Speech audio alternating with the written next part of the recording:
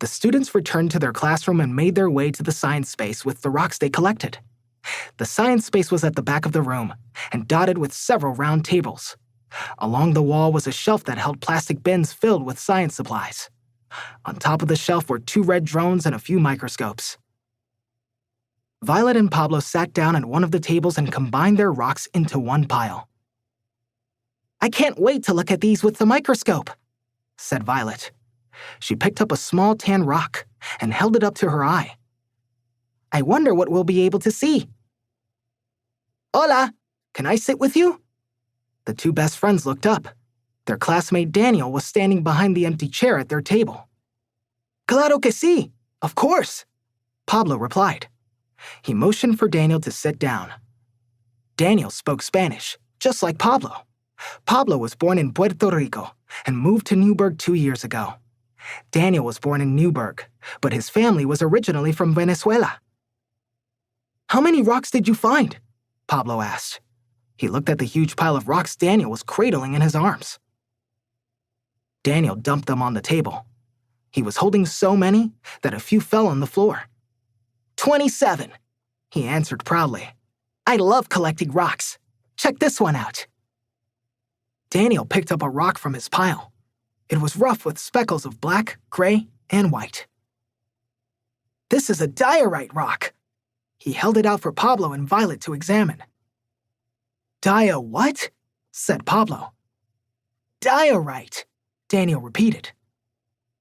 "How do you know its name?" asked Violet. She bit her lip and looked closely at the speckled rock. "My abuelo is a geologist," Daniel explained. "He collects rocks from all kinds of places." "That's super cool," said Pablo. Violet nodded in agreement. "Yeah, I have to spend a lot of time at his house now," said Daniel. Just then, Mr. Ang walked up to their table. He was holding a bin of magnifying glasses and had a stack of worksheets tucked under his arm. "Mr. Ang, when are we going to look at our rocks under the microscope?" Violet asked. "We won't be using microscopes today. Rocks aren't flat enough, but we will use these."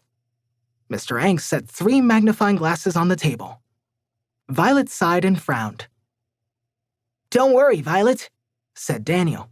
"You could still see really neat things with just a magnifying glass."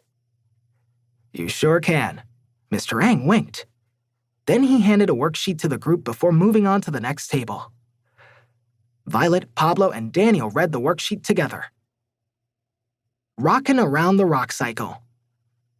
The rock cycle is a long and slow process that creates the different types of rocks found on Earth. It can take millions of years to complete. The rock cycle begins with melted rock called magma. Magma is found deep in the Earth's crust. Magma that is released from volcanoes is called lava. When magma cools, it turns into igneous rock. Igneous rock can form inside the Earth, or after magma cools on the Earth's surface. Over time, igneous rocks are broken up into smaller pieces called sediment.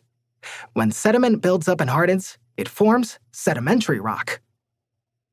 Other rocks will eventually cover sedimentary rock and push it back deep into the Earth's crust, where there is a lot of pressure and heat. This transforms sedimentary rock into metamorphic rock. When metamorphic rock melts, it turns back into magma. Violet bit her lip.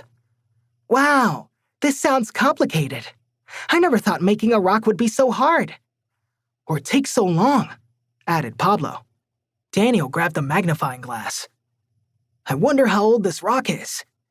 He examined the speckled diorite rock. Then suddenly, he gasped. "What's wrong?" asked Violet. Daniel blinked a few times and looked at the rock under the magnifying glass again. "It has something written on it." He raised his hand to alert Mr. Ang. "Wait!" said Violet and Pablo together. They each held a finger to their lips. Violet checked to see if Mr. Ang had noticed Daniel's hand. "Don't say anything," she whispered.